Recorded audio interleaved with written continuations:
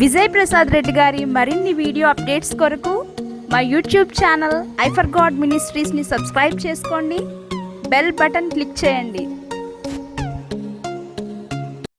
సర్వకృపానిధియగు మా దేవ, సర్వోన్నతుడా, సర్వశక్తిమంతుడా, సర్వాధికారి, సృష్టికర్త, విలువైన మీ జ్ఞాన సంగతులు మీ పిల్లలకు వివరించడానికి మీరు ఇచ్చినటువంటి శ్రేష్టమైన గొప్పదైన అవకాశాన్ని బట్టి హృదయపూర్వకంగా కృతజ్ఞతాస్తుతులు చెల్లించుకొనిచున్నాం తండ్రి.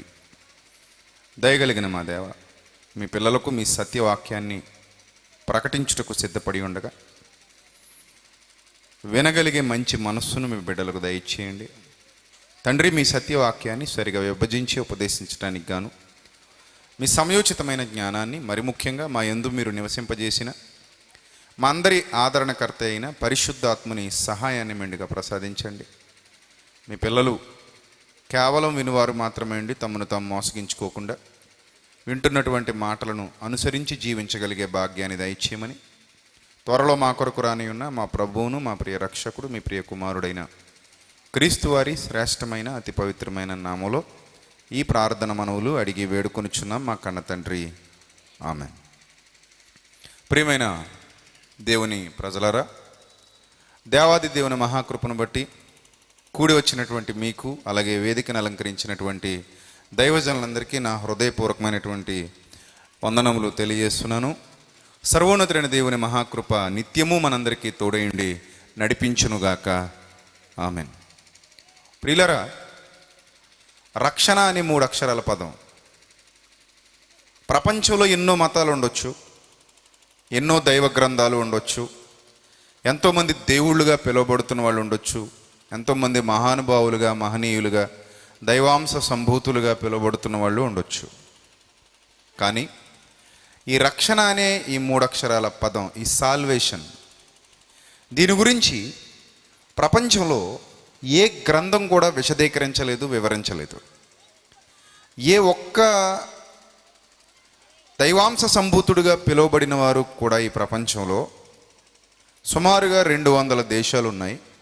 ఈ 200 దేశాల్లో కూడా చాలామంది ఇలాంటి వారు ప్రజల్లో కొనియాడబడుతూ ఉన్నారు, ప్రజల్లో గౌరవింపబడుతూ ఉన్నారు, ప్రజల్లో పేరు ప్రఖ్యాతులు సంపాదించిన వాళ్ళు ఉన్నారు.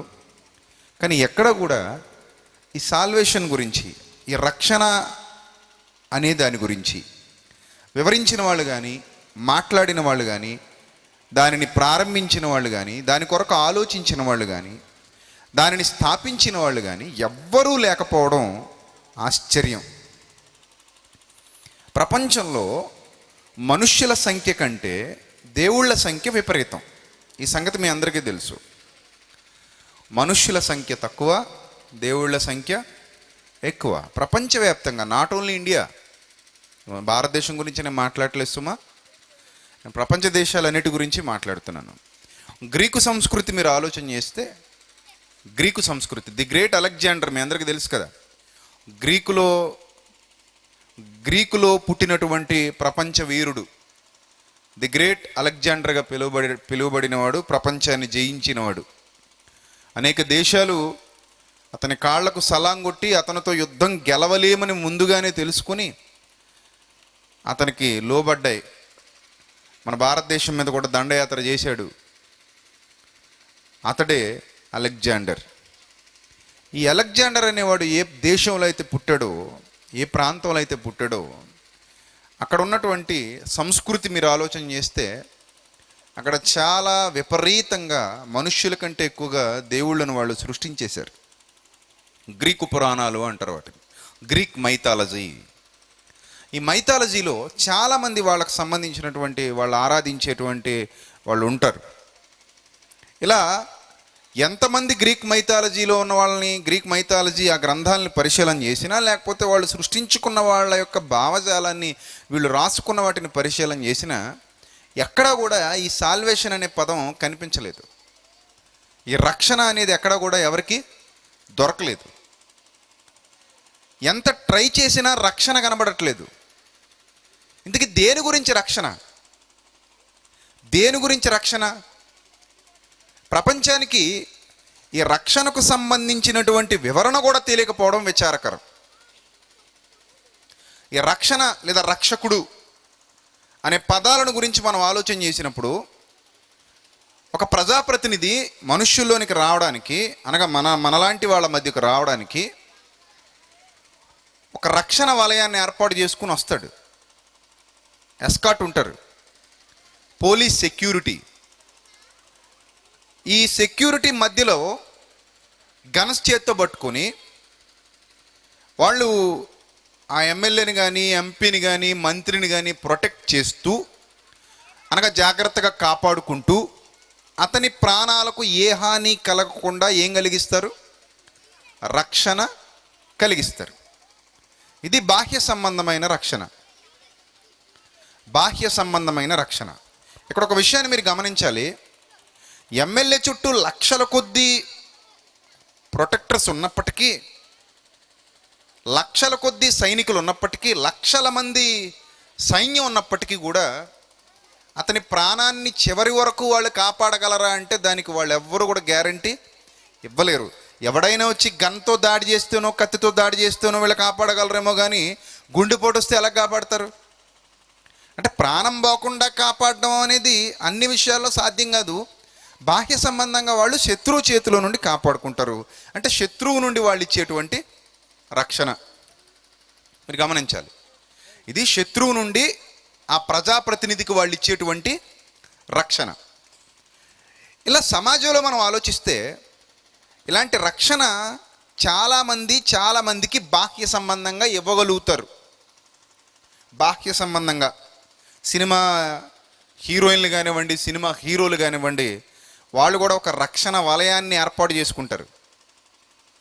ఎందుకంటే ఆ రక్షణ వలయం వాళ్ళకి లేకపోతే వాళ్ళు పార్టీలకు కానీ, ఫంక్షన్లకు కానీ, పబ్లిక్ ఫంక్షన్లకు కానీ అటెండ్ అవ్వలేరు. అర్థమవుతుందా? అలా వాళ్ళు అటెండ్ అవ్వాలంటే వాళ్ళకి సెక్యూరిటీ కావాలి, బాడీ గార్డ్స్ ఉండాలి, వాళ్ళని కాపాడాలి. అంటే అంగరక్షకులు అంటారు. బాడీ గార్డ్స్ అంటే ఎవరు? అంగరక్షకులు. ఇలా బాహ్య సంబంధమైన రక్షణ చాలామందికి తెలుసు. సో ఈ రక్షణ ఉంటే చాలా, మనకి ప్రొటెక్షన్ ఉంటే చాలా. రాజుకి సైనికుల రక్షణ, భార్యకి భర్త రక్షణ, పిల్లలకు తల్లిదండ్రుల ద్వారా రక్షణ. ఈ రక్షణ ఉంటే మనిషికి సరిపోతుందా? మనిషికి ఈ రక్షణ సరిపోతుందా? రైట్, ఇదొక విధమైన రక్షణ. అయితే ఇంకా మనుషులు దేవుడి విషయంలో ఇంకా మాకు రక్షణ ఎలా కావాలి అని ఆలోచిస్తూ, దేవుడి విషయంలో వాళ్ళు ఎలాంటి ఆలోచనలు చేశారంటే ఈ రక్షణకు సంబంధించి, మేము ప్రయాణాలు చేస్తూ ఉంటాం, ప్రమాదాలు కలగకుండా మమ్మల్ని రక్షించు దేవుడా. ఇదో విధమైన రక్షణ. ఇది కూడా బాహ్య సంబంధమైనదే. మీరు గమనించండి, ఇది కూడా ఏ సంబంధమైనది? బాహ్య సంబంధమైన రక్షణ. రెండోది, రోగాలు రాకుండా మమ్మల్ని రక్షించు. ఇదే విధమైన రక్షణ. ఇదే విధమైన రక్షణ. శరీర సంబంధమైందే కాదా? రోగాలు రాకుండా రక్షించడం అనేది శరీరానికైనా లేకపోతే ఆత్మక? శరీరానికే కదా. రైట్, రోగాలు రాకుండా మమ్మల్ని రక్షించు. అందుకని దేవుడు ఎక్కడున్నా సరే ఆ దేవుడి దగ్గరికి మేము వెళ్తాం. ఆ దేవుడు మమ్మల్ని ఈ రోగం నుండి రక్షించాలి, ఈ రోగం నుండి మమ్మల్ని విడిపించాలి. సో ఆ దేవుడిని వెతుక్కుంటూ మేము వెళ్తాం. ఏ దేవుడైనా పర్లేదు, మాకు రోగం తగ్గితే చాలు, మాకు రోగం నుంచి రక్షించే రక్షకుడు కావాలి. ఇదో విధమైన ఆలోచన. రెండోది, సమస్యల నుంచి రక్షణ. మాకు రకరకాల సమస్యలు ఉన్నాయి. భూమి మీదకి వచ్చిన తర్వాత జ్ఞానం లేని ప్రతివాడు సమస్యల బారిన పడతానే ఉంటాడు. కొంచెం జ్ఞానం ఉన్నోడు సమస్యల బారిన పడకుండా కాపాడుకుంటాడేమో కానీ, జ్ఞానం లేని ప్రతివాడు ఖచ్చితంగా ఏదో సమస్యలో ఇరుక్కుంటూనే ఉంటాడు. ఎందుకంటే వాడికి తెలివి లేదు, బ్రతకటం తెలియదు. సో ఇలాంటి వాళ్ళందరూ కూడా దేవుడి దగ్గరికి వస్తుంటారు. నేను మొత్తం యూనివర్సల్గా మాట్లాడుతున్నాను సుమా, అన్ని మతాల వాళ్ళ గురించి మాట్లాడుతున్నాను. వీళ్ళందరూ ఏం చేస్తారంటే మాకు ఈ సమస్యల నుంచి రక్షణ కావాలి అనుకుంటారు. అంటే వాళ్ళకి ఏదో ఇల్లు విషయంలో కానివ్వండి, కోర్టు విషయంలో కానివ్వండి, కుటుంబ విషయంలో కానివ్వండి, ఆరోగ్యం విషయంలో కానివ్వండి, అప్పుల విషయంలో కానివ్వండి, ఇలాంటి సమస్యలు ఏమైనా ఉంటే మాకు ఈ సమస్యల నుండి ఏం కావాలి? రక్షణ కావాలి. సో ఈ సమస్యల వలయంలో నుండి రక్షణ కోసం ఎదురు చూస్తూ ఉంటారు. దానికోసం మొక్కుకుంటారు, మొక్కులు తీర్చుకుంటారు, ఎక్కడికైనా వెళతారు, ఎవరినైనా ఆశ్రయిస్తారు, ఎవరికైనా డబ్బులు చెల్లిస్తారు, ఎన్ని హోమాలైనా చేస్తారు, ఎన్ని పూజలైనా చేస్తారు. ఎందుకంటే రక్షణ కావాలి. బాహ్య సంబంధంగా మనందరికి కూడా ఏం కావాలి? రక్షణ కావాలి. సో ఈ ఆకాశం క్రింద 60 లేదా 70 సంవత్సరాల జీవితకాలంలో మనుషులు బ్రతుకుతున్న బ్రతుకంతటిలో రక్షణ కావాలి రక్షణ కావాలి అని మనుషులు ఎదురు చూస్తున్నారు. కానీ 60 ఏళ్ళు లేదా 70 ఏళ్ళు పూర్తయ్యేసరికి వాళ్ళు ఎంతమంది చుట్టూ తిరిగినా ఈ భూమిని ఖాళీ చేసి వెళ్ళిపోవడం మాత్రం ఖాయం. ఎన్ని సమస్యలున్నా, ఎన్ని సమస్యల నుంచి విడిపించబడాలి అని అనుకున్నా, ఎంత ట్రై చేసినా, ఈ బాహ్య సంబంధంగా అంగరక్షణ కోసం, శరీర రక్షణ కోసం ఎంత కష్టపడినా భూమిని విడిచిపెట్టి వెళ్ళిపోవడం మాత్రం పక్కా. అందులో ఏమాత్రం డౌటు లేదు. అంతెందుకు, మన దేశ ప్రధానమంత్రిగా పనిచేసినటువంటి ఇందిరాగాంధీ గారు మీ అందరికీ తెలుసు. ఆమె కుమారుడు రాజీవ్ గాంధీ గారు, వీళ్ళిద్దరూ కూడా ప్రధానమంత్రిగా చేసిన వారే. తల్లి కొడుకు ఇద్దరు కూడా. మరి తల్లికి ప్రొటెక్షన్ ఉంది, అలానే కుమారుడికి కూడా ప్రొటెక్షన్ ఉంది. ఎవరి ప్రొటెక్షన్ అంటే సెక్యూరిటీ ప్రొటెక్షన్. వాళ్ళు ఎవరినైతే సెక్యూరిటీగా పెట్టుకున్నారో ఆ సెక్యూరిటీ ప్రొటెక్షను ఇందిరాగాంధీ గారికి ఉంది, అలాగే ఆమె కుమారుడు రాజీవ్ గాంధీ గారికి ఉంది. కానీ బుల్లెట్ రాకుండా ఎవడైనా ఆపగలిగాడా? ఇందిరాగాంధీ గారి దగ్గరికి ఆపగలిగాడా? ఆపలేకపోయారు. అక్కడ ఉన్నోళ్లే కాల్చేశారు. చూసారా? చుట్టూ ఉన్న కొంతమంది కాపాడదాం అనుకున్న, ఆ కాల్చేద్దాం అనుకున్న వాడి చేతిలో నుండి కాపాడలేకపోయారు. ఇక రాజీవ్ గాంధీ గారి విషయానికి వస్తే ఆయన చుట్టూ కూడా ప్రొటెక్షన్ ఉంది.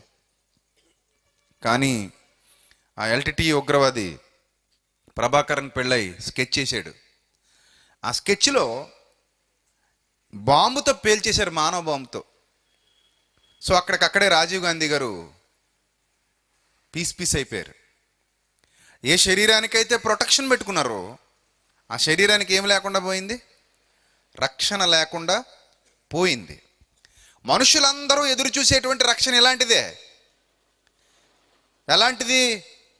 శరీర సంబంధమైన రక్షణ, శరీర సంబంధమైన ప్రొటెక్షన్. సో ఈ ప్రొటెక్షన్ అనేది శాశ్వతమైనది కాదు. మనుషులందరూ దానికోసమే కొత్త కొత్త గ్రంథాలు రచించేశారు, కొత్త కొత్త దేవుళ్ళను ప్రతిరోజు సృష్టించేశారు. ఒకే దేవుడు అనే సిద్ధాంతాన్ని క్రమక్రమంగా మార్చేశారు. మతాల మీద మతాలు సృష్టించారు. మనుషులందరూ ఒకే తండ్రి పిల్లలు అనే భావనలో నుంచి బయటికి పోయారు. ఈరోజు వ్యవస్థ మొత్తం చిన్నాభిన్నం అయిపోయిందంటే, దేవుళ్ళ పేరట కూడా కొట్టుకు తెచ్చే పరిస్థితులు మనకు సమాజంలో కనబడుతున్నాయి అంటే కారణం అదే. ఎవరికి వాడికి వ్యక్తిగతంగా ప్రొటెక్షన్ కావాలి. ఆ వ్యక్తిగతమైన ప్రొటెక్షన్ అనేది బాహ్య సంబంధమైనదే అనుకున్నాడు వాడు. బాహ్య సంబంధమైనది అనుకున్నాడు కనుకనే దేవుడంటేనే శరీర సంబంధమైన అవసరాలు తీర్చేవాడు, దేవుడంటేనే శరీర సంబంధంగా కాపాడేవాడు, దేవుడంటేనే శరీర సంబంధంగా మాత్రమే ప్రొటెక్ట్ చేసేవాడు, ఇంకేమీ లేదు అనుకున్నాడు. కానీ ప్రియులారా, ఒక విషయాన్ని గమనించండి. మానవుడు అనగా కేవలం శరీరం మాత్రమే కాదు. నీవు అనగా కేవలం శరీరానివి మాత్రమే కాదు. నీవు అనగా లేదా నేను అనగా మనము ఆత్మయై ఉన్నాం. అర్థమవుతుందా? మీరు ఏమై ఉన్నారు? ఆత్మయై ఉన్నారు. ఇది సత్యం. దేవుడున్నాడని నమ్ముతున్న ప్రతి ఒక్కడు అనగా ఆస్తికుడైన ప్రతి ఒక్కడు, దేవుడు మనలను ఆత్మగా సృష్టించి శరీరంలోనికి పంపించాడు అని ఖచ్చితంగా నమ్మి తీరతాడు. అందరూ నమ్ముతారు ఆ విషయాన్ని. ఎందుకంటే పూర్వం నుండి అనగా అనాది కాలం నుండి, మానవ జాతి ఆవిర్భావం జరిగిన నాటి నుండి ఈ భూమి మీద మనుషులు చనిపోతున్నారు. ప్రతి ఊరికి శ్మశానం వచ్చిందంటే ఎలా వచ్చింది? జనానికి కూడా అర్థమైపోయింది. ఊరి నుండి చివరి ప్రయాణం ఎక్కడికి? శ్మశానానికి అని అందరికీ అర్థమైపోయింది. అందుకే ఊరూరికి గ్రంథాలయం లేకపోయినా పర్లేదు, కానీ పంచాయతీ కార్యాలయం లేకపోయినా పర్లేదు, కానీ ఏముండాలి? శ్మశానం మాత్రం ఖచ్చితంగా ఉండాలి, ఊరూరికి ఉండాలి. ఆ తర్వాతి కాలంలో ఈ శ్మశానాల విషయంలో కూడా దౌర్భాగ్యం వచ్చి పడింది, కుల దౌర్భాగ్యం. పలానా కులం వాళ్ళని ఎక్కడ పాతి పెట్టాలి, పలానా కులం వాళ్ళని అక్కడ పాతి పెట్టాలి, పలానా కులం వాళ్ళని ఇంకో చోట పాతి పెట్టాలి. ఎక్కడ పాతి పెట్టినా ఆ మట్టే కదా దౌర్భాగ్యుడా. నువ్వు ఎక్కడ పాతి పెట్టినా ఆ మట్టేనా, ఆ మట్టిలోనే కలుస్తుంది. ఇక్కడ ఉన్నవాడిని అక్కడ తీసుకెళ్ళి పాతి పెడితే ఈ కులపోడు శరీరం ఆ మట్టిలో కలవదా ఏంటి? కలవదా? ఖచ్చితంగా కలుస్తుంది. ఏదైతేనో మొత్తం మీద అందరికీ అర్థమైన విషయం ఏంటంటే, ఖచ్చితంగా ఊరవతల ఊరికి ఏముండాలి? ఒక శ్మశానం ఉండాలి. ఇలా ప్రతి ప్రాంతంలో, ప్రతి దేశంలో, ప్రతి ఊరికి ఒక శ్మశానం ఉంది. పూర్వం నుండి కూడా ఉంది. పూర్వం నుండి కూడా. ఎందుకు ఈ శ్మశానం ఏర్పడింది అని అంటే, వాళ్ళ కళ్ళెదురుగానే వాళ్ళతో కొన్ని అనుబంధాలు ఏర్పరచుకున్నవారు, వాళ్ళతో కొన్ని బంధాలు ఏర్పరచుకున్నవారు, వాళ్ళతో కొంతకాలం కలిసి బ్రతికినవారు, వాళ్ళతో ప్రేమానురాగాలు పంచుకున్నవారు, వాళ్ళతో కలిసి ఒకే ఇంటిలో, ఒకే కప్పు కింద, ఒకే మంచం మీద, ఒకే కంచంలో అన్నట్టుగా జీవించిన వారు వాళ్ళను హఠాత్తుగా అర్ధాంతరంగా వదిలేసి వెళ్ళిపోతున్నారు. అదే మరణం. అలా వదిలేసి వెళ్ళిపోతుంటే యువతలు వారు ఆశ్చర్యచకితులు అయిపోతున్నారు. అరే ఏమైపోయారు వీళ్ళు అని అంటే, దేహం అయితే అలాగే ఉంది కదా, ఎందుకు ఈ చేతులు పనిచేయట్లేదు? దేహం అయితే అలాగే ఉంది కదా, ఎందుకు ఈ కాళ్ళు పనిచేయట్లేదు? దేహం అయితే అలాగే ఉంది కదా, ఎందుకు ఈ తల పనిచేయట్లేదు, కళ్ళు పనిచేయట్లేదు, నోరు పనిచేయట్లేదు? ఇవన్నీ ఇప్పటి వరకు, ఇందాకటి వరకు, కాసేపటి క్రిందటి వరకు కూడా పనిచేశాయి కదా.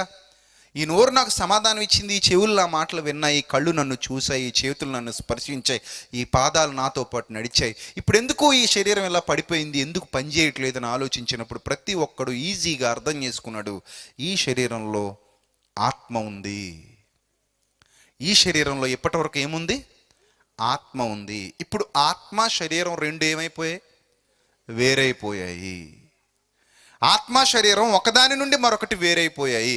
ఇలా వేరైపోయాయి గనుక ఇప్పుడు ఈ శరీరాన్ని తీసుకెళ్ళి మరలా మట్టికి అప్పగించాలి.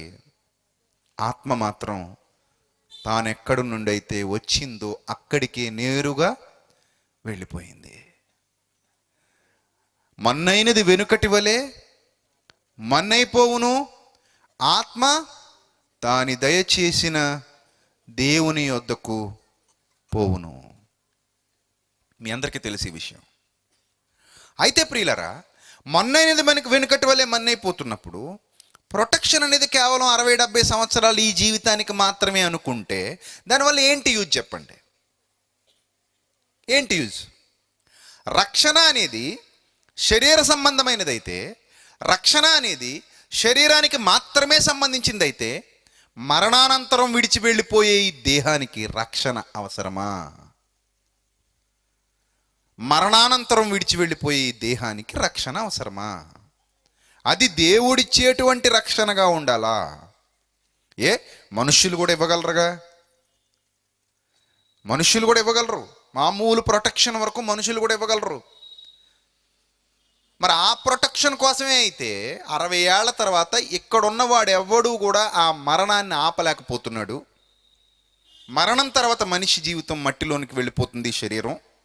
మనుషులు మాత్రం బాహ్య సంబంధమైన రక్షణ మీద కాన్సన్ట్రేషన్ చేశారు. వాళ్ళు ఎప్పటికీ కూడా బాహ్య సంబంధమైన ఆలోచనలు కలిగి జీవిస్తూనే ఉంటారు. బైబిల్ గ్రంథంలో కొన్ని మాటలు చాలా విచిత్రంగా ఉంటాయి. చాలా విచిత్రంగా ఉంటాయి. కొరింథీయులకు రాసిన మొదటి పత్రిక ఒకసారి చూద్దాం. కొరింథీయులకు రాసిన మొదటి పత్రిక 15వ అధ్యాయము 19వ వచనం. కొరింథీయులకు రాసిన మొదటి పత్రిక 15వ అధ్యాయము 19వ వచనం. అందరూ చూడాలి. ఈ జీవితకాలం మట్టుకే అంటే దాని అర్థం ఏంటి చెప్పండి? ఈ జీవితకాలం మట్టుకే అంటే అర్థం ఏంటి? ఈ జీవితకాలం వరకే అంటే ఈ జీవితకాలం ఎంతవరకు? ఈ జీవితకాలం ఎంతవరకు? పుట్టుక దగ్గర నుండి మరణం వరకు, అంతే కదా?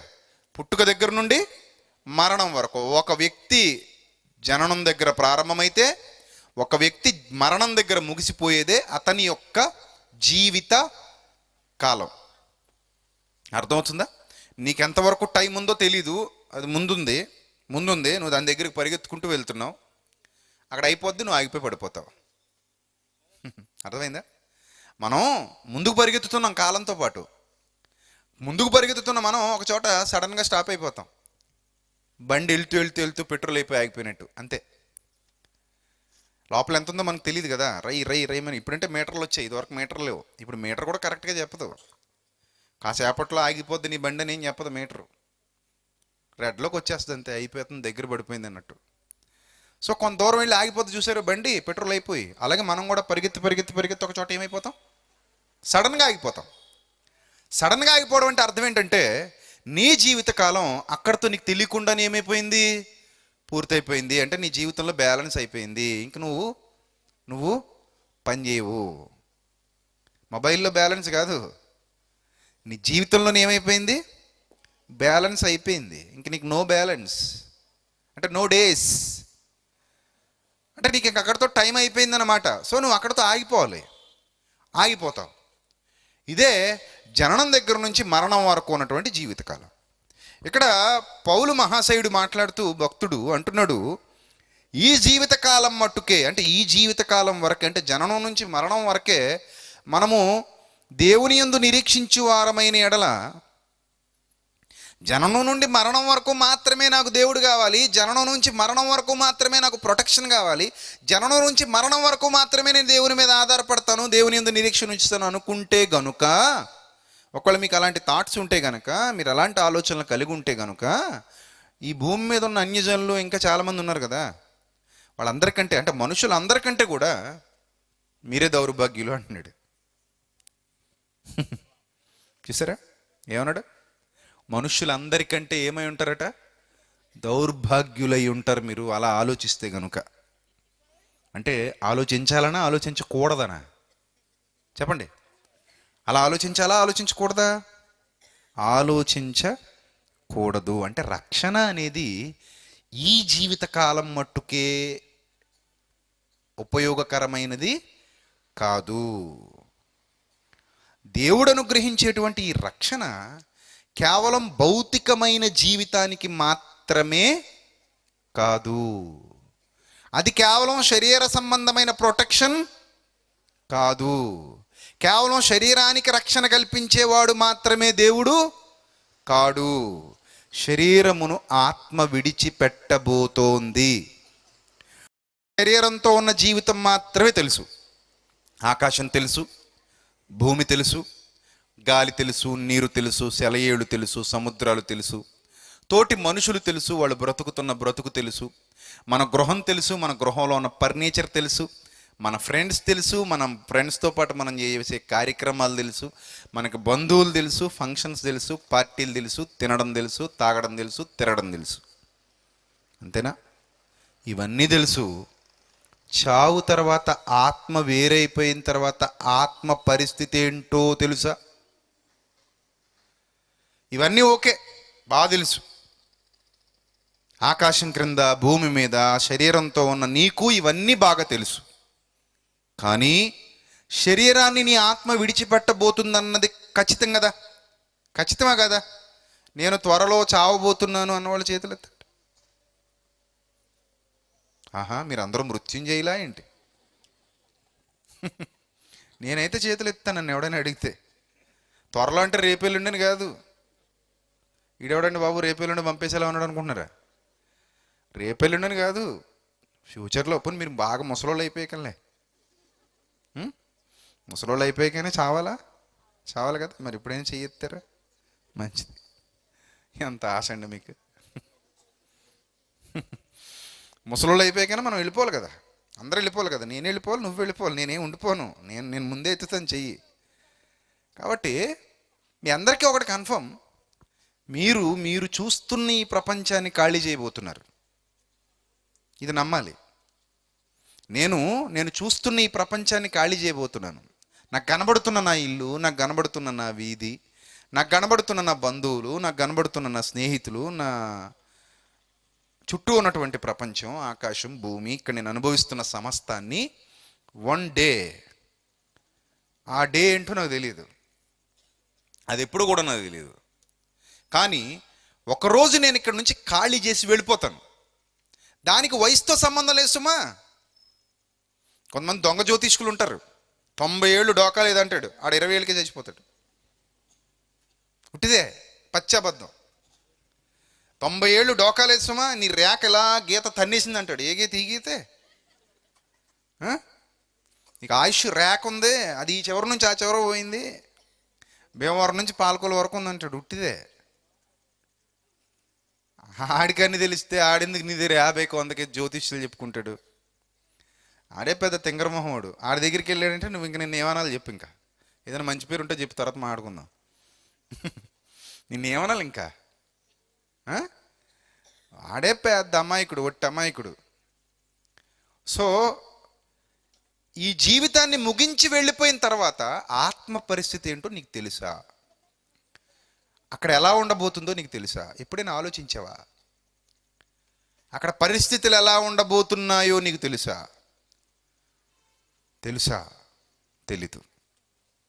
తెలీదు. తెలిస్తే దీని గురించి ఎవ్వడు ఆలోచించడు, అందరు దాని గురించి ఆలోచిస్తారు.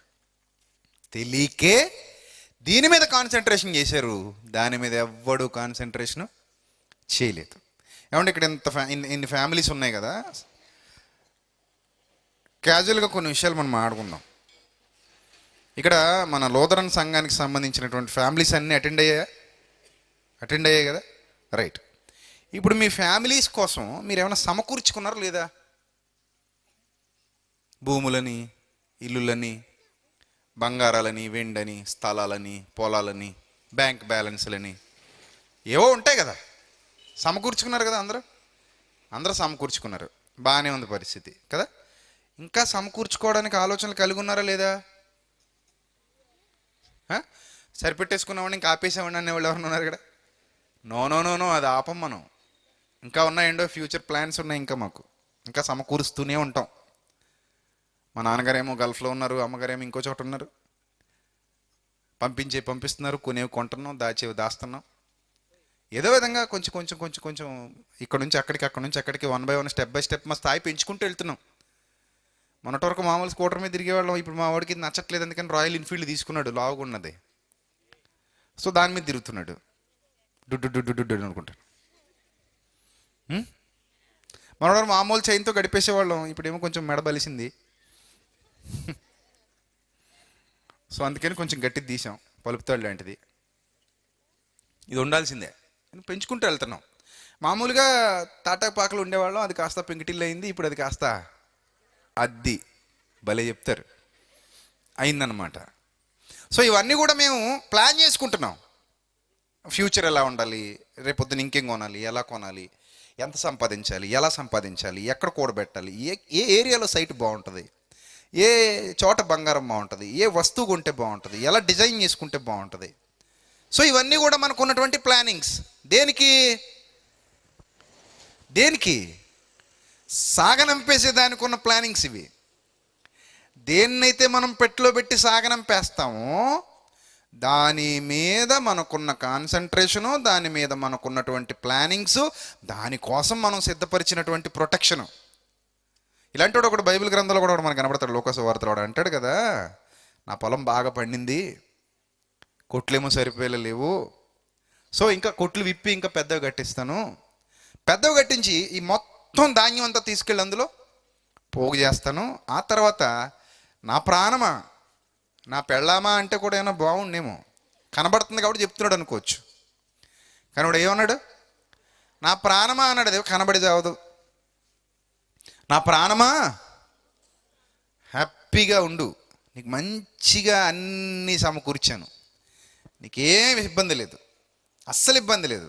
బీరువా తలుపు తీసి చూడు, అన్నీ ఉంటాయి నీకోసమే, అవన్నీ బాండ్లు అన్నీ నీకోసమే, ప్రామిసరీ నోట్లు నీవే, బ్యాంకులో బ్యాలెన్స్ ఉంది, మొబైల్కి మెసేజ్ వచ్చింది, అది కూడా నీదే.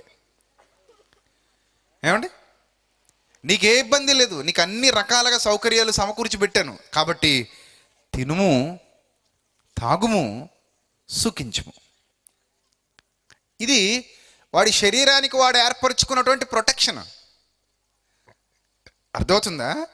వాడి శరీరానికి వాడు ఏర్పరచుకున్నటువంటి ప్రొటెక్షన్. అంటే వాడి దృష్టిలో ఇది ఒక రక్షణ అనమాట. వాడికి ఏంటి రక్షణ అంటే, ఏమండి ఇదే కదా మరి నాకు రక్షణ, నా ధాన్యం, నా కొట్లు, నా ఆస్తులు, నా అంతస్తులు, నా వెండి బంగారాలు, ఇవన్నీ కూడా నన్ను రక్షించేటివి.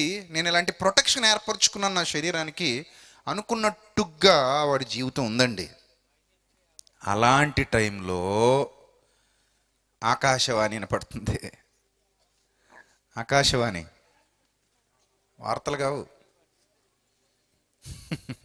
ఏమని వినపడింది తెలుసా? రే వెర్రివాడా, వెర్రివాడా ఏమంటున్నాడు? పేరు అది. ఎవరైనా ఉన్నారు ఇక్కడ అలాంటి పేరు కలిగిన వాళ్ళు? పేరేనా అది? క్యారెక్టరా? అది క్యారెక్టర్. అరే వెర్రివాడా, ఈ రాత్రి బకెట్ తన్నేపోతున్నావు. ఈ రాత్రితో నీ చాప్టర్ క్లోజ్ అయిపోయింది. నీ బ్యాలెన్స్ అయిపోతుంది. ఈ రాత్రితో ఛార్జింగ్ అయిపోతుంది. కాసేపట్లో ఒక పాయింటే ఉంది. ఒక పాయింట్ ఉంటే నిజంగా గుండె కొట్టేసుకుంటుంది కదండి మీకు చాలామందికి. ఈ మధ్య యూత్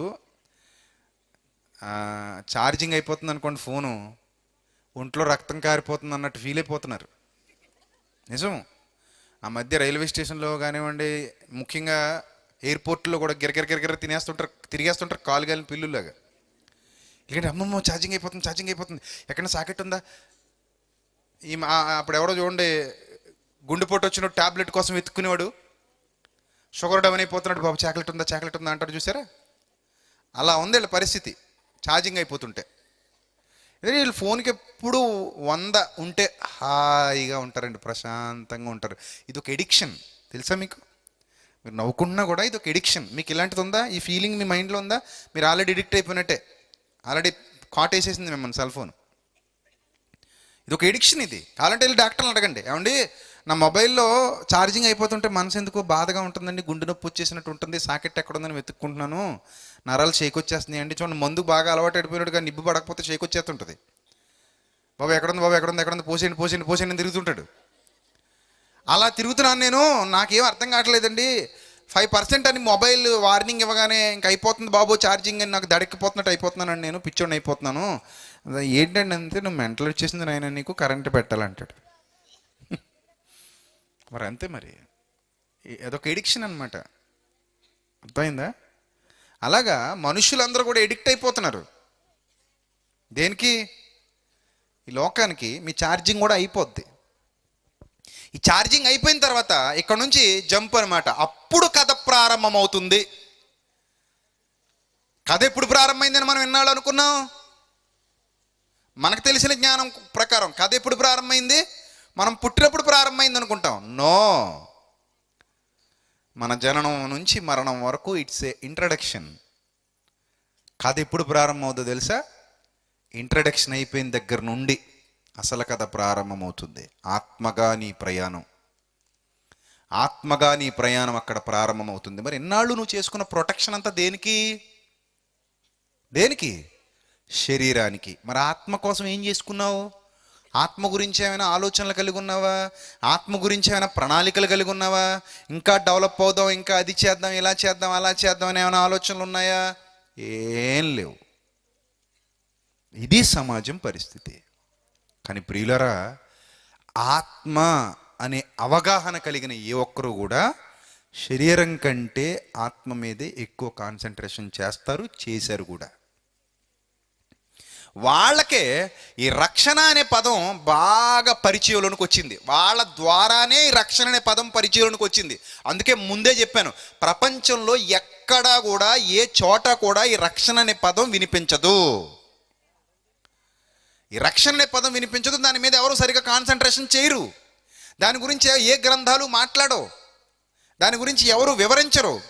దాని గురించి ప్రత్యేకంగా స్పెసిఫిక్గా ఎన్నో విషయాలు మాట్లాడిన వాళ్ళు అంటూ ఎవరు లేరు. కానీ one and only the Bible ప్రపంచంలో నేటికి Guinness book of the world records, నేటికి ప్రపంచవ్యాప్తంగా అత్యధికంగా అమ్ముడుపోతున్న పుస్తకం ఏంటది? The Bible. ఎస్, మీరు నమ్మాలి, మీరు వింటుంది నిజమే. ప్రపంచంలో ఎప్పటికీ Guinness book of the world records, దాన్ని బ్రేక్ చేసే బుక్ ఎంతవరకు రాలేదు, భవిష్యత్తులో రాదు. దాన్ని బ్రేక్ చేసే బుక్కు, ఆ రికార్డ్ బ్రేక్ చేసే బుక్కు ఇంతవరకు రాలేదు. ఏ గ్రంథం లేదు ఆ రికార్డ్ బ్రేక్ చేసేటువంటి గ్రంథం. One and only the Bible ప్రపంచంలో అత్యధికంగా అమ్ముడుపోతున్నటువంటి పుస్తకం. రోజు లక్షల కొలది బైబిల్ గ్రంథాలు అమ్ముడవుతున్నాయి. అంత ఆదరణ పొందినటువంటి పుస్తకం ది బైబిల్.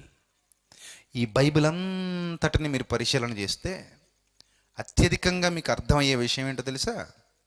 రక్షణ. అత్యధికంగా మీకు సాక్షాత్కరించే పదం ఏంటో తెలుసా?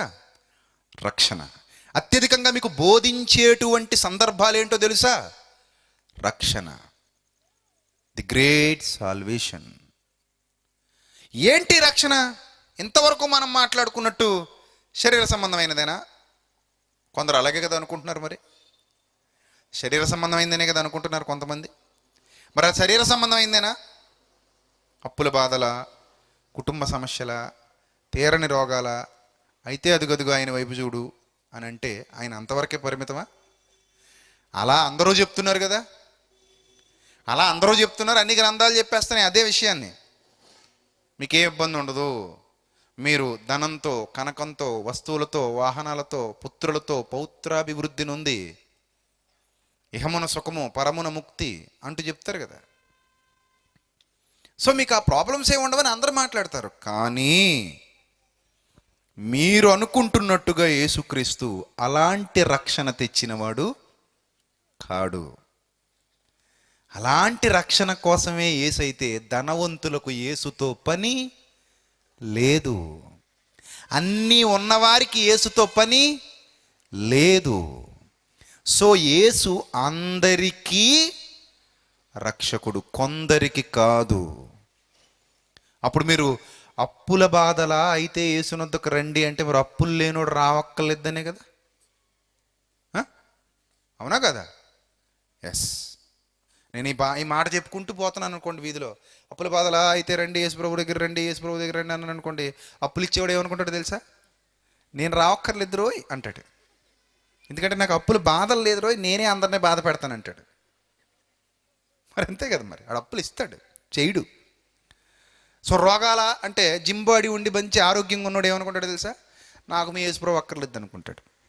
ఎందుకంటే అందరికీ రోగాలు ఉండవు కదా, మరి ఆడు బాగుంటాడు దిట్టంగా. కుటుంబ సమస్యలా అన్నావు అనుకో, అందరికి ఉంటాయి కుటుంబ సమస్యలు. అందరికి ఉంటాయా? అందరికీ ఉండవు, కొందరికే ఉంటాయి. కొందరు అన్యోన్యంగా ఉన్నవాళ్ళు కూడా ఉన్నారు. సో వాళ్ళు ఏమనుకుంటారు, మరి మాకు యేసుక్రీస్తు పని లేదు అనుకుంటారు. కోర్టు కేసు గెలవలేకపోతున్నారంటే మరి ముప్పొద్దులు మీరు అందరూ కోర్టులో తిరుగుతున్నారా? 3 పూట్ల కోర్టులో తిరుగుతున్నారా మీరు? లేదు కదా. కోర్టు కేసులు అందరికి ఉంటాయా? ఉండవు కదా. సో ఇలాంటి సిల్లీ థింగ్స్, ఈ సిల్లీ థింగ్స్ అన్నీ తీసుకొచ్చి ఎవరికి ఆపాదించకూడదు? యేసుక్రీస్తుకి ఆపాదించకూడదు. ఆయన అందరిలాంటి వాడు కాడు ప్రియులరా. ఒక విషయం నేను చెప్తాను ఈ రాత్రి. ప్రపంచంలో ఎవడో ఇవ్వగలిగినది యేసుక్రీస్తు కూడా ఇస్తే ఆయనకి వాడికి ఏ తేడా లేదు కదా. రైట్. ఇప్పుడు నేను తెగించి ఒక మాట చెబుతున్నాను. యేసుక్రీస్తు ఇవ్వగలిగేది ప్రపంచంలో ఎవడూ ఇవ్వలేనిది. That is the Lord Jesus Christ. అదే ఆయన గొప్పతనం. నేనిచ్చేదే నాతో పాటు ఇంకొకటి కూడా ఇవ్వగలుగుతున్నాడు అనుకోండి, వాడు నేను సమానం అయిపోతాం కదా. ఇంకా నాకు ప్రత్యేకత ఉంది. సో నేను ఏదైతే ఇచ్చానని నువ్వు చెప్తున్నావో అలాంటిది ఇంకొకటి మాకు కూడా మరోడు ఇచ్చాడని ఇంకోటి వచ్చి చెప్పాడు అనుకో, అప్పుడు ఇద్దరు ఒకటే కదా, సమానం అయిపోతారు. ఆ మధ్య మీకు విచిత్రం చెప్తాను వాస్తవం. టీవీలో ఛానల్స్ మారుస్తుంటే 2 ఛానల్స్, ఒకటేమో శుభవార్త, ఇంకోటేమో భక్తి టీవీ. శుభవార్త టీవీలో ఒక సాక్ష్యం వినబడుతుంది. ఏమనంటే, నేను చాలా అప్పుల పాలైపోయాను, చాలా ఇబ్బందుల్లో పడిపోయాను. ఇలా ఇబ్బందుల్లో పడిపోయినప్పుడు నాకు ఏ దారి కనబడలేదు. అప్పుడు ఎవరో చెప్పారు, యేసుప్రభు దగ్గరికి వెళ్ళు, నీ అప్పులు తీరుస్తాడని చెప్పారు. అలా నేను వెళ్ళాను. అలా వెళ్ళిన తర్వాత నా అప్పులన్నీ తీరిపోయాయి. ఇది ఈ ఛానల్లో వినబడిన సాక్ష్యం. సరే, ఛానల్ మార్చాం. ఇప్పుడు ఇందులోకి వెళ్ళాం, అటు నుంచి భక్తిలోకి వెళ్ళాం. భక్తిలోకి వెళ్తే అక్కడ కూడా సాక్ష్యం వినబడుతుంది. మేము చాలా అప్పుల పాలైపోయాము, మా ఫ్యామిలీ మొత్తం ఏం చేయాలో అర్థం కావట్లేదు. సో అలాంటి సిచ్యువేషన్లో మొక్కుకున్నాము, ఇక్కడికి వచ్చాము, తలనీలాలు సమర్పించాం కొండకొచ్చి. సో ఇక్కడ మాకు మా స్వామి మా అప్పులన్నీ తీర్చి మమ్మల్ని ఈరోజు ఈ పొజిషన్లో ఉంచాడు. సో అందుకని మేము స్వామిని మేము కూడా స్తుతిస్తున్నాం, పూజిస్తున్నాం. అక్కడ ఒక సాక్ష్యం వినబడింది. ఇప్పుడు ఏం చేయాలి? రెండు సాక్ష్యాలు, కంటెంట్ ఒకటే, క్యారెక్టర్లు మారినాయి అంతే. అర్థమైందా? కంటెంట్ ఒకటే కదా, కంటెంట్ ఒకటే అప్పు తీరడం, కంటెంట్ ఒకటే అప్పు తీరడం, క్యారెక్టర్ మారింది. అక్కడ మొక్కు వేరేగా ఉంది, ఇక్కడ మొక్కు వేరేగా ఉంది. అర్థమవుతుందా? ఇక్కడేమో ఒక చోటకి వెళ్ళారు, అక్కడే వాళ్ళేమో మరో చోటకి వెళ్ళారు. వాళ్ళు సాక్ష్యం ఇస్తున్నారు, వీళ్ళు సాక్ష్యం ఇస్తున్నారు. కంటెంట్ మాత్రం అప్పు. తీరేది మాత్రం ఇద్దరికీ తీరింది. అటు తీరుతుంది, ఇటు తీరుతుంది. అటు ఉద్యోగాలు వస్తున్నాయి, ఇటు వస్తున్నాయి. అటు డబ్బులు వస్తున్నాయి, ఇటు డబ్బులు వస్తున్నాయి. అటు బిల్డింగ్లు పడుతున్నాయి, ఇటు బిల్డింగ్లు పడుతున్నాయి. ఇంక ఇటుకంటే అటు ఎక్కువ పడుతున్నాయి నన్ను అడిగితే. కాదా? కాదా చెప్పండి. మీరు సిన్సియర్గా ఆలోచించండి. నేను చెప్పేది రైటో రాంగో. అటు ఏం జరగట్లేదా? అన్నీ మీకేనా? సాక్ష్యాలన్నీ ఇటే వినబడుతున్నాయి, అటే వినబడట్లేదా? బోలెడండి, బోలెడు. అటు విదేశాలకు వెళ్తున్నారు, ఇటు విదేశాలకు వెళ్తున్నారు. అటు కేసులు గెలుస్తున్నారు, ఇటు కేసులు గెలుస్తున్నారు. ఇంకా గట్టిగా మాట్లాడితే పాజిటివ్ ఆర్ నెగిటివ్ అంటే సక్సెస్ ఆర్ ఫెయిల్యూర్ రెండు వైపులా ఉంటాయి. అటు ఓడిపోయిన వాళ్ళు ఉండొచ్చు, ఇటు ఓడిపోయిన వాళ్ళు ఉండొచ్చు. అటు ఫెయిల్యూర్ అయిపోయిన వాళ్ళు ఉండొచ్చు, ఇటు ఫెయిల్యూర్ అయిపోయిన వాళ్ళు ఉండొచ్చు. అటు ఇటు కూడా ఫెయిల్యూర్స్ ఉంటున్నాయి. అటు ప్రాబ్లమ్స్ ఉంటున్నాయి, ఇటు ప్రాబ్లమ్స్ ఉంటున్నాయి. అటు ఇబ్బందులు ఉంటున్నాయి, ఇటు ఇబ్బందులు ఉంటున్నాయి. అంత మాత్రాన మీరు కంపేర్ చేసే విధంగా ఎప్పుడు కూడా ఇలాంటి పిచ్చి పనులు చేయకూడదు. మీరు రక్షణ గురించి తెలియజేస్తున్నప్పుడు ఆ రక్షణ ఎంత ఉత్తమమైనదో, అది ఎంత ఉన్నతమైనదో, దాని గురించి పూర్వకాలం నుండి ఎందరు వెతికారో, అది ఎక్కడా దొరక్కపోతే ఎక్కడ దొరికిందో, ఎక్కడా లభించకపోతే ఎక్కడ లభిస్తుందో అలా చెప్పగలిగే సామర్థ్యం బైబిల్లో ఉంది. మీరు దాన్ని వదిలేసి ఇలాంటి ఈ జీవిత కాలము మట్టుకే, పౌలు అన్నారు కదా, ఏమన్నారు పౌలు గారు? ఈ జీవిత కాలము మట్టుకే మనం క్రీస్తు యేసునందు నిరీక్షించు వారమైన ఎడల మనుషులందరికంటే కూడా దౌర్భాగ్యులమై ఉందుము అన్నారు కదా. సో ఆ సిచ్యువేషన్లోకి వెళ్ళిపోతాం మనం. కాబట్టి మనం బైబిల్ గురించి మాట్లాడేటప్పుడు, బైబిల్ బోధించేటప్పుడు చాలా జాగ్రత్తగా బోధించాలి, చాలా జాగ్రత్తగా ఆలోచించాలి, దాన్ని తెలుసుకునే ప్రయత్నం చేయాలి. ఇప్పుడు మీకు విచిత్రమైన మాట చూపిస్తాను. ఈ రక్షణ గురించి పూర్వకాలంలో ఉన్న భక్తులకి పరిచయం అయింది. పూర్వకాలంలో ఉన్న భక్తులకి, అప్పటికింకా నాగరికత లేదు. ఇప్పుడున్నంత నాగరికత ఆ రోజుల్లో లేదు. ఆ రోజుల్లోనే పూర్వకాలంలో ఉన్న భక్తులకి రక్షణ గురించి పరిచయం అయినప్పుడు వాళ్ళు ఎలా రియాక్ట్ అయ్యారో ఒకసారి మీరు చూడగలిగితే, పేతురు గారు రాసినటువంటి మొదటి పత్రిక, దయచేసి అందరూ కూడా మీ చేతిలో ఉన్నటువంటి జీవ గ్రంథాన్ని తెరిచి వ్రాయబడిన సంగతులు అలా ఉన్నాయా లేవా అని జాగ్రత్తగా పరిశీలన దృక్పథంతో చూడండి. పేతురు గారు రాసినటువంటి మొదటి పత్రిక, మొదటి అధ్యాయము 10వ వచనం నుంచి జాగ్రత్తగా చూడాలి. పేతురు గారు రాసినటువంటి మొదటి పత్రిక, మొదటి అధ్యాయము 10వ వచనం నుంచి, మీకు కలుగు ఆ కృపను గూర్చి ముందుగా ప్రవచించిన ప్రవక్తలు ఎప్పుడు ప్రవచించారు? పాత నిబంధన కాలంలోనే ప్రవచించారు. అంటే కొన్ని వందల వేల సంవత్సరాల ముందు ప్రవచించారు. జాగ్రత్తగా చూడాలి. బైబిల్ అనేది ఒకే రోజు కొంతమంది కూర్చొని రాసేసిన పుస్తకం కాదు. చరిత్రలో జరిగినవన్నీ కూడా క్రోడీకరించి కలిపితే అది ఏమైంది? దేవుడు కలిపితే, మనుషులు కలిపితే కాదు. ఏమైంది? బైబిల్ అయింది. 66 పుస్తకాలు. 66 పుస్తకాలు ఒక కాలానికి చెందినవి కాదు. ఒక పుస్తకానికి మధ్య చాలా వ్యత్యాసం ఉంది. అలానే 66 పుస్తకాలు ఒక వ్యక్తి రాసినవి కావు. సుమారు ఎంతోమంది భక్తులు, ప్రవక్తలు ఆయా కాలాలలో రచిస్తే బైబిల్ అనేది మన చేతుల్లోకి వచ్చింది పరిశుద్ధాత్మ ప్రేరణతో. మళ్ళీ మనిషి ప్రేరణ కాదు, ఇక్కడ కూడా ఉన్నది ఎవరి ప్రేరణ? పరిశుద్ధాత్మ ప్రేరణతో. రైట్. ఇక్కడ అంటాడు భక్తుడు, మీకు కలుగు ఆ కృపను గూర్చి ముందుగా ప్రవచించినటువంటి ఆ ప్రవక్తలు ఈ రక్షణను గూర్చి పరిశీలించుచు, ఈ రక్షణను గురించి ఏం చేశారట? పరిశీలించుచు. ఈ రక్షణను గురించి పరిశీలించుచు అంటే అర్థం ఏంటి? వాళ్ళు ఏ రక్షణ గురించి అయితే పరిశుద్ధాత్మ ప్రేరణతో వింటున్నారో, ఏ రక్షణ గురించి అయితే వాళ్ళు ఎదురు చూస్తున్నారో, ఏ రక్షణ గురించి అయితే వాళ్ళు తాపత్రయపడుతున్నారో దాన్ని వాళ్ళు పరిశీలనగా చూస్తున్నారట. ఏంటి రక్షణ అంటే? ముక్తిని పొందుకోవడం, ముక్తిని సాధించటం. అంటే వాళ్ళ ఆత్మ నిశ్చలమైన స్థితిలోనికి, నిత్య జీవం అనే పరిస్థితిలోనికి వెళ్ళడం. అర్థమవుతుందా? మరణానంతర జీవితం మీద వాళ్ళకి చాలా కాన్సన్ట్రేషన్ ఉంది. ఈ భౌతికమైన జీవితం మీద కాదు కాన్సన్ట్రేషన్. దేని మీద ఉంది? మరణానంతర జీవితం మీద. ఈ మరణానంతర జీవితం మీద కాన్సన్ట్రేషన్ చేసినటువంటి భక్తులందరూ కూడా ఆ రక్షణను గురించి ఏం చేస్తున్నారంటే పరిశీలిస్తున్నారు. రక్షణను గురించి పరిశీలన చేస్తున్నారు. గుడ్డిగా నమ్మట్లేదు. గుడ్డిగా నమ్మాల్సిన అవసరత కూడా లేదు. పరిశీలన దృక్పథంతో ఉన్నారు వాళ్ళు.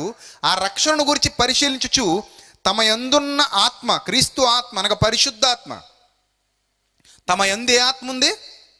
క్రీస్తు ఆత్మ, పరిశుద్ధాత్మ, క్రీస్తు విషయమైన శ్రమలను గూర్చి, వాటి తర్వాత కలగబోవు మహిమలను గూర్చి ముందుగా సాక్ష్యం ఇచ్చినప్పుడు, ముందుగానే చెప్పేసినప్పుడు, ముందుగా సాక్ష్యం ఇచ్చినప్పుడు ఆ ఆత్మ ఏ కాలాన్ని, ఎలాంటి కాలాన్ని, ఎట్టి కాలాన్ని సూచిస్తూ వచ్చిందో దానిని విచారించి పరిశోధించిరి.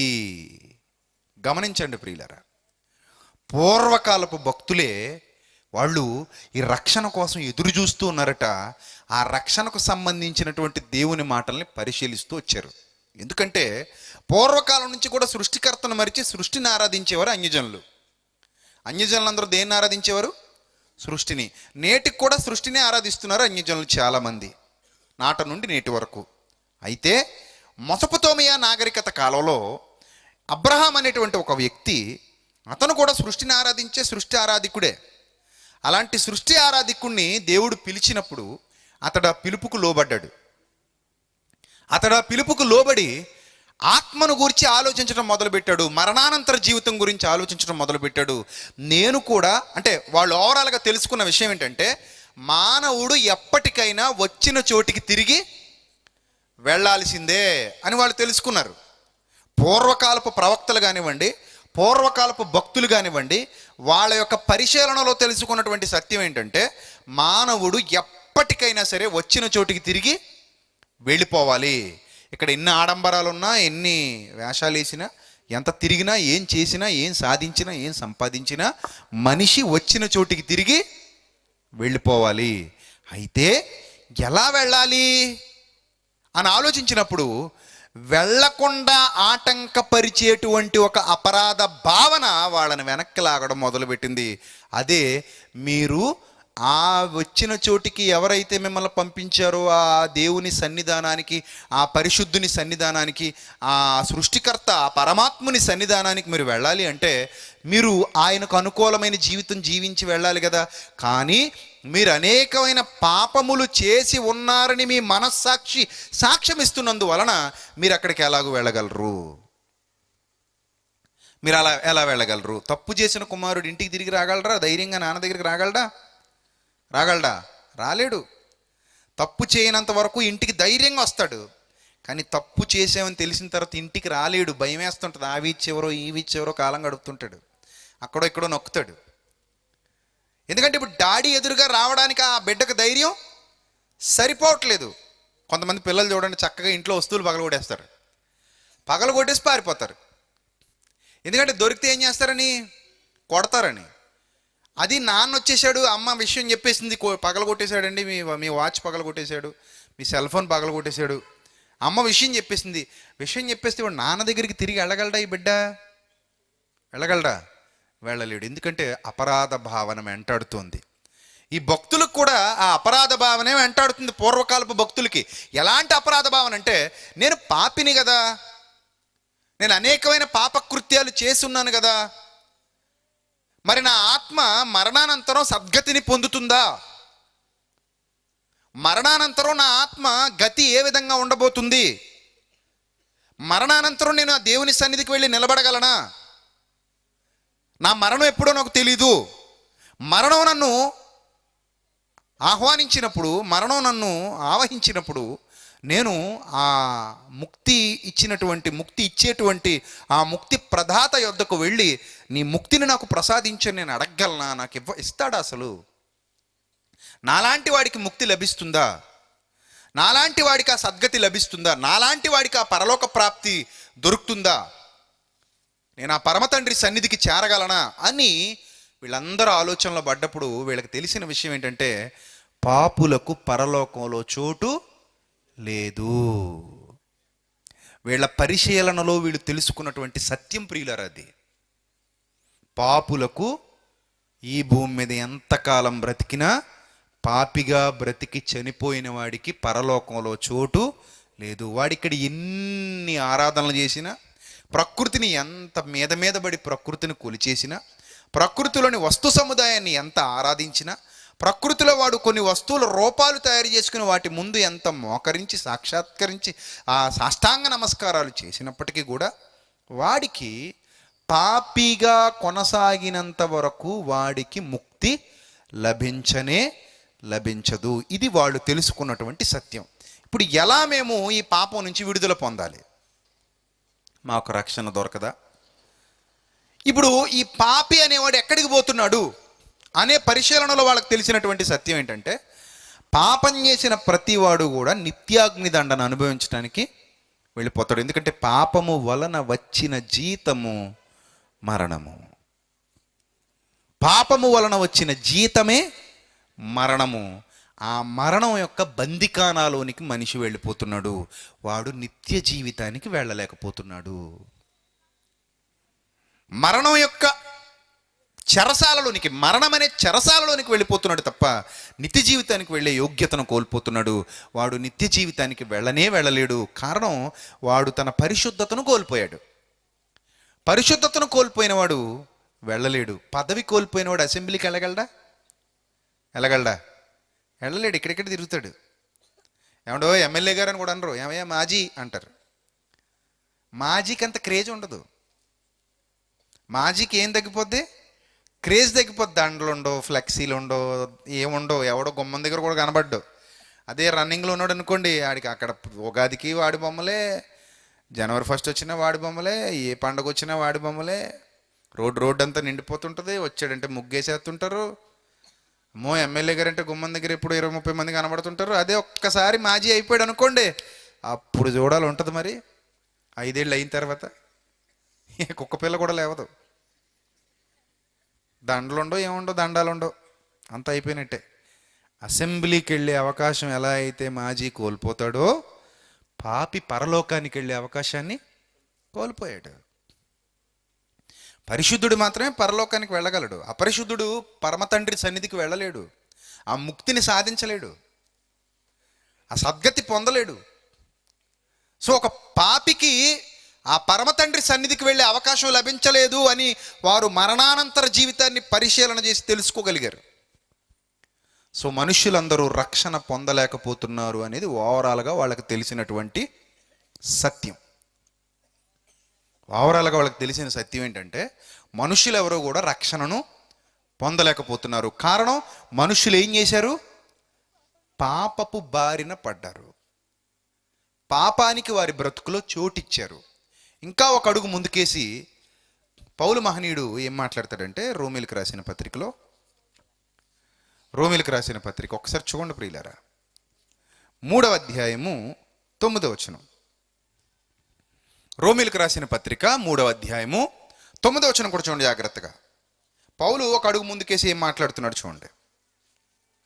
అలాగైనా ఏమందుము, మేము వారికంటే శ్రేష్ఠులమా, తక్కువ వారమా, ఎంత మాత్రం కాదు. యూదులు అనగా ధర్మశాస్త్రం కలిగిన వారమని గర్విస్తున్నటువంటి ఒక జాతి. మధ్యధరా సముద్రానికి తూర్పున ఉన్నటువంటి ఇశ్రాయేలు అనే దేశంలో, పాలస్తీనా అనే ప్రాంతంలో ఐగుప్తు నుండి బానిసలుగా అక్కడ బ్రతికి వచ్చి ఇక్కడ స్థిరపడి పాలుతేనెలు ప్రవహించే కనాను దేశాన్ని ఆక్రమించుకుని స్వతంత్రించుకుని అక్కడ స్థిరపడినటువంటి ఒక జాతి. ఏ జాతి? యోధ జాతి. ఈ యూదు జాతిలో వారైనా, నెంబర్ 2, గ్రీసు దేశస్థులు. మాకున్నన్ని పురాణాలు ఎవరికి లేవని గ్రీసు దేశానికి చెందిన గ్రీక్ మైథాలజీ, ముందు చెప్పాను కదా, మా దగ్గర ఉన్నంత జ్ఞానవంతులు ఎక్కడ లేరు, మా దగ్గర ఉన్నంత ప్రతిభా పాఠవాలు కలిగిన వాళ్ళు ఎవరు లేరు, కళల నైపుణ్యం మాకే తెలుసు, శిలలు చెక్కడం మాకే తెలుసు, అన్ని కళలకు పుట్టినిల్లు మా గ్రీసు దేశం అని గొప్పగా ఎప్పటికీ చరిత్రలో వాళ్ళ డప్పు వాళ్ళు కొట్టుకుంటున్నటువంటి దేశమే గ్రీసు దేశం. అది నిజమే. కళలకు పుట్టినిల్లు, శిల్పాలకు పుట్టినిల్లు, మేము జ్ఞానులమని, గ్రంథ రచయితలమని, మా దగ్గర ఉన్న పురాతన గ్రంథాలు ఎవరి దగ్గర లేవని, మాదొక సనాతన ధర్మం అని, మాదొక పురాతన ధర్మం అని ఎప్పటికీ చెప్పుకుంటున్నటువంటి దేశమే గ్రీసు దేశం. అలాంటి గ్రీసు దేశం, అక్కడ నుంచే ప్రపంచంలో చాలామంది కాపీలు కొట్టేశారు. గ్రంథాలు కానివ్వండి, దేవుళ్ళు కానివ్వండి, లేకపోతే శిలలు కానివ్వండి, శిల్పాలు కానివ్వండి, కాపీలు. అక్కడ నుంచి చాలా సంస్కృతి చాలా దేశాలకు కాపీ వెళ్ళింది. సో వాళ్ళు ఎప్పటికీ చెప్తారు మేము ఇంత గొప్పవాళ్ళము అని. అరిస్టాటిల్ లాంటి వాడు ఇక్కడ పుట్టాడు, గొప్ప గ్రేట్ అలెగ్జాండర్ ఇక్కడ పుట్టాడు, వాళ్ళు చెప్తారు. గ్రీకు తత్వవేత్తలు, తత్వజ్ఞానానికి చెందినటువంటి దేశం అది. అలాంటి తత్వవేత్తలు పుట్టినటువంటి గడ్డిది అని గ్రీసు దేశస్తులు ఎప్పటికీ చెప్తూ ఉంటారు. అలాంటి గ్రీసు దేశస్తుల్ని చూపించి మాట్లాడుతున్నాడు పౌలు. ఏమన్నా తెలుసా? మేమే గొప్పవాళ్ళం అనుకుంటున్న యూదులైనను, అరే మీకంటే మేమే గొప్పవాళ్ళము, సంస్కృతి చరిత్ర కలిగిన వాళ్ళని చెప్పుకుంటున్న గ్రీసు దేశస్తులేమి, సరే మీరు ఎంత గొప్పవాళ్ళైనా కావచ్చు, మీకు ఎంత పేరు ప్రఖ్యాతులైనా ఉండొచ్చు, మీరెంత తత్వజ్ఞానులైనా కావచ్చు, మీరెంత ప్రతిభా పాఠవాలు కలిగిన వాళ్ళైనా కావచ్చు, మీరెంత ధనవంతులైనా కావచ్చు, మీరెంత చరిత్ర సృష్టించిన వాళ్ళైనా కావచ్చు, బట్ మీరందరూ పాపులు అన్నాడు. చూసారా ఏమన్నాడు అక్కడ? యూదులేమి, గ్రీసు దేశస్థులేమి, అందరూ పాపమునకు లోనై ఉన్నారని ఇంతకు ముందే దోషారోపణ చేసి ఉన్నాము. ఈ ప్రపంచంలో వాడు ఎంత గొప్ప స్థితిలో ఉన్నవాడైనా, చివరికి వాడు న్యాయాధిపతి అయినా సరే, ఖచ్చితంగా పాపమునకు లోనై ఉన్నవాడే. నువ్వు ఏ దేశమా, ఎంత డబ్బు ఉందా, ఎంత ఘనత సంపాదించావు, ఎంత ఉన్నతమైన పదవులలో ఉన్నావు, ఎంత ఉన్నతమైన చదువు చదివేశావు, నీ స్థితిగతులు సమాజంలో ఎంత ఉన్నతమైన స్థానంలో ఉన్నాయి, ఏదైనా కానీ you are a sinner, you are a sinner, నువ్వు పాపివి అని చెప్పాడు. సో ఈ పాపికి రక్షణ కావాలి. ఇప్పుడు వచ్చింది క్వశ్చన్, ఎవడెవ్వగలడు అని. కింద మాటలు అంటాడు, ఇందును గూర్చి వ్రాయబడినది ఏమనగా ప్రవక్తల గ్రంథాలలో, పూర్వకాలపు ప్రవక్తల గ్రంథాలలో, పూర్వకాలపు పురాతన కాలపు పితరుల గ్రంథాలలో, పూర్వమే ఉన్న ఆ పితరుల గ్రంథాలలో వ్రాయబడింది ఏంటంటే, నీతిమంతుడు లేడు. పూర్వకాలపు పితరులు, గ్రంథకర్తలు, ప్రవక్తలు, వాళ్ళు చేసిన ఆత్మ సంబంధమైన పరిశీలనతో వాళ్ళు ఈ ప్రపంచానికి ఇచ్చినటువంటి సాక్ష్యం ఏంటంటే, నీతిమంతుడు లేడు, ఒక్కడును లేడు. ఎక్కడ? మనుషుల్లో నీతిమంతుడు లేడు, ఒక్కడు లేడు, గ్రహించువాడెవడునూ లేడు, సత్య సంబంధిగా సత్యమైన దేవుని వెదుకువాడెవడునూ లేడు, అందరూ త్రోవ తప్పి ఏకముగా పనికి మాలిన వారైరి అన్నాడు. చూసారా? నీతిమంతుడు లేకుండా పోయాడు, ఒక్కడు లేకుండా పోయాడు. గ్రీసు దేశస్తుల్లో లేడు, యూదుల్లో లేడు, ప్రపంచ చరిత్రలో ఎవరిలోనూ పరిశుద్ధుడు లేడు. అందరూ కూడా దేనికి లోనైపోయారు? పాపమునకు లోనయ్యారు. వారే రక్షణ కోసం ఎదురు చూస్తున్నారు, వారే రక్షణ కోసం పరిశీలన చేస్తున్నారు. ఎలా ఎలా ఎలా ఎలా క్వశ్చన్ మార్క్ తప్ప ఏం కనబడట్లేదు. ఇప్పుడు మేము ఆల్రెడీ పాపం చేసేసి ఉన్నాం. ఏ విధంగా రక్షింపబడాలి, ఏ విధంగా రక్షణలోనికి వెళ్ళాలి, ఏ విధంగా రక్షణ మాకు లభిస్తుంది, అది ఎక్కడ లభిస్తుంది, ఎలా లభిస్తుంది, ఎలా లభిస్తుంది, ఆ దేవుడు మమ్మల్ని ఎలా విడిపించగలడు? మేమైతే ఆల్రెడీ పాపం చేసేసి ఉన్నాం. మాకు ఇప్పుడు ఏం కావాలి? రక్షణ కావాలి. ఒకటి గుర్తుపెట్టుకోండి, రోగము వచ్చిన వాడికే ఏం కావాలి? ఏం కావాలి? వైద్యం కావాలి. ఈ రోగం ఉన్నది అని గ్రహించిన వాడే వైద్యం ఎక్కడ దొరుకుతుంది అని వెతుకుతాం ప్రారంభిస్తాడు. అర్థమవుతుందా? నాలో రోగం ఉంది అని నేను గ్రహించినప్పుడే, అమ్మో నాకు వైద్యం ఎక్కడ దొరుకుతుంది అని వెతకటం ప్రారంభిస్తాను. రోగం ఉంది అని తెలుసుకున్నవాడు, పరిశీలన చేసినవాడు, వాళ్ళే ప్రవక్తలు. నాలోనే కాదు రోగం, అందరిలోనూ రోగం ఉంది అని తెలుసుకున్నారు ఈ పరిశీలన చేసినటువంటి ప్రవక్తలు. పురాతన కాలంలోనే సుమా, ఈరోజు రేపుగా జరిగిన విషయం కాదు ఇది. పురాతన కాలంలో ప్రవక్తలే అందరిలోనే కాదు, ప్రపంచం అంతటా కూడా ఏముంది? రోగం ఉంది. ఇదే రోగం? పాపము అనేటువంటి రోగం. వైద్యం ఎక్కడ దొరుకుతుంది? ఈ రోగానికి వైద్యుడు ఎవరు? ఎక్కడ దొరుకుతుంది వైద్యం? ఏ విధంగా మేము రక్షణ పొందాలి? ఏ విధంగా సాల్వేషన్ మాకు లభిస్తుంది? ప్రపంచంలో ఎక్కడ ప్రకటింపబడనటువంటి రక్షణ ఎక్కడ ప్రకటింపబడుతుంది? ప్రపంచంలో ఎవరికీ దొరకనటువంటి రక్షణ ఎలా మాకు దొరుకుతుంది? దీనికి ఏదైనా మార్గం ఉందా? ఉంటే ఆ మార్గం ఎవరు? ఆ మార్గం ఎక్కడా? ఇలాంటి పరిశోధనలే పూర్వకాలం నుండి జరిగినటువంటి పరిశోధనలు. వాటికి ఆ మహాకాశం నుండి వచ్చినటువంటి సమాధానమే రక్షణ. ఈ పరిశోధనల ఫలితమే, వారి ఎదురుచూపుల ఫలితమే ఆకాశ మహాకాశాలకు సృష్టికర్త యొద్ద నుండి వచ్చినటువంటి రక్షణ. దాని గురించే మనం మాట్లాడుకుంటున్నాం, అందరికీ తెలియజేస్తున్నాం. ఇది మీకు అర్థమైతే ధన్యులు, అర్థమైతే ధన్యులు. రక్షణ అనేది కేవలం బాహ్య సంబంధమైనది కాదు ప్రియులరా. మీకు విషయం చెప్పమంటారా? ఈ రక్షణ గురించి పరిశీలించినటువంటి పితరులైన ప్రవక్తలని చెబుతున్నాను చూశారు, వాళ్ళలో చాలామంది ధనవంతులు ఉన్నారు. మరి నిజం, వాళ్ళలో చాలామంది ఎవరు? ధనవంతులు ఉన్నారు. కానీ వాళ్ళకి బాహ్య సంబంధమైన ప్రొటెక్షన్ అవసరం లేదు. వాళ్ళలో చాలామంది రాజులు ఉన్నారు ఆ ప్రవక్తల్లో, బట్ వాళ్ళకి అది అవసరం లేదు. వాళ్ళలో గొప్ప గొప్ప జ్ఞానులు ఉన్నారు, వాళ్ళకి అది అవసరం లేదు. వాళ్ళలో భూములు కలిగిన వాళ్ళు ఉన్నారు, ఆస్తులు కలిగిన వాళ్ళు ఉన్నారు, వాళ్ళకి అది అవసరం లేదు. వాళ్ళకి కావాల్సింది రక్షణ.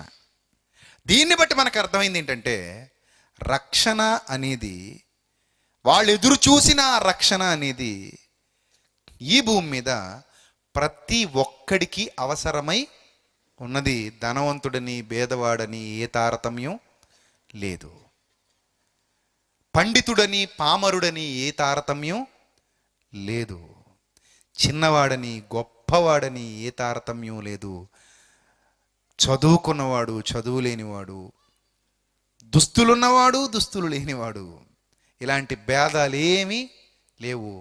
ఆడ మగ అన్న భేదాలు కూడా లేవు. అందరికీ అవసరమైన రక్షణ గురించే పితరులు ఎదురు చూశారు. ఆ రక్షణ గురించే ఈరోజు మనం మాట్లాడుకుంటున్నాం. ఈ విషయం అర్థమైన వాడు ధన్యుడు. రేపు ఎల్లుండి కూడా ఈ రక్షణ గురించినటువంటి సమగ్రమైన అవగాహన కలిగి మనం మన గృహాలకు వెళదాం. ఈ సభలను ముగించుకుందాం. తలలు వంచండి, ప్రార్థన చేసుకుందాం. క్రీస్తునందు మమ్మల్ని అధికముగా ప్రేమించిన మా కన్న తండ్రి, సర్వకృపానిధియగు మా దేవ, ఎన్నో విలువైన అద్భుతమైన మహాజ్ఞాన సంగతులు మీ గ్రంథంలో నుండి ప్రభువా, మీ సేవకుడిగా నన్ను మరుగు చేసి మీ పిల్లలతో మాట్లాడుతున్నందుకు స్తోత్రం తండ్రి. మీ ఆత్మ సహాయాన్ని త్వరితగతిన నాకు అందించి తండ్రి, మీ పిల్లలందరి హృదయాల్లోనికి మీ మాటలను పంపించి విలువైన జ్ఞానవాక్కులతో వారిని ఆలోచింపజేశారని నేను విశ్వసిస్తున్నాను. వేదిక మీద ఉన్న నా తోటి దైవజనులందరినీ జ్ఞాపకం చేసుకోండి, వారి సంఘాలని జ్ఞాపకం చేసుకోండి. కూడి వచ్చిన మీ పిల్లల్ని, వారి కుటుంబాల్ని ఈ విలువైన జ్ఞాన సభ ఎన్నో వ్యయ ప్రయాసాలు కూర్చి ఇక్కడ ఏర్పాటు చేసిన లోదరణ సంఘపు బిడ్డలను, పెద్దలను ప్రతి ఒక్కరిని జ్ఞాపకం చేసుకోమని, రేపటి దినాన మరిన్ని మహాజ్ఞాన సంగతులు మాతో, నాతో, మా అందరితో మాట్లాడమని, త్వరలో మా కొరకు రాని ఉన్న మా ప్రభువును, మా ప్రియ రక్షకుడు, మీ ప్రియ కుమారుడైన క్రీస్తు వారి శ్రేష్టమైన అతి పవిత్రమైన నామంలో ఈ ప్రార్థన మనవులు అడిగి వేడుకొనుచున్నాం మా కన్న తండ్రి. ఆమెన్. అందరికీ వందనాలు.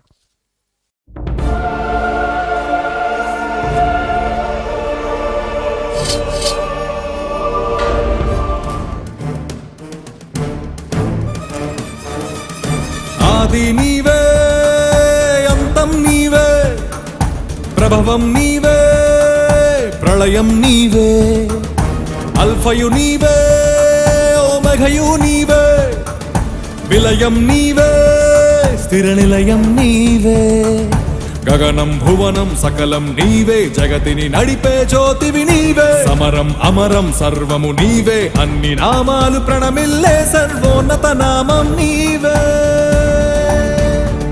సర్వోన్నత నామం నీవే.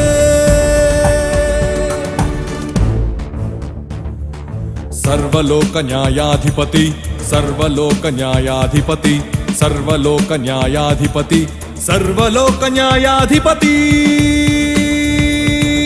సర్వలోక న్యాయాధిపతి వాకిట నిలిచియున్నాడు. జనములందరికి ఫలమిచ్చుటకు తీర్పు తీర్చబోతున్నాడు. సర్వలోక న్యాయాధిపతి వాకిట నిలిచియున్నాడు. జనములందరికి ఫలమిచ్చుటకు తీర్పు తీర్చబోతున్నాడు. వేల దూతలతో బూరధ్వనులతో మేఘమండలము పైన యూదా గోత్రపు కదమ సింహముతో కదలి వస్తుంది సేన. క్రీస్తు న్యాయపీఠం ఎదుట ప్రత్యక్షం కావాలందరూ, క్రీస్తు న్యాయపీఠం ఎదుట ప్రత్యక్షం కావాలందరూ.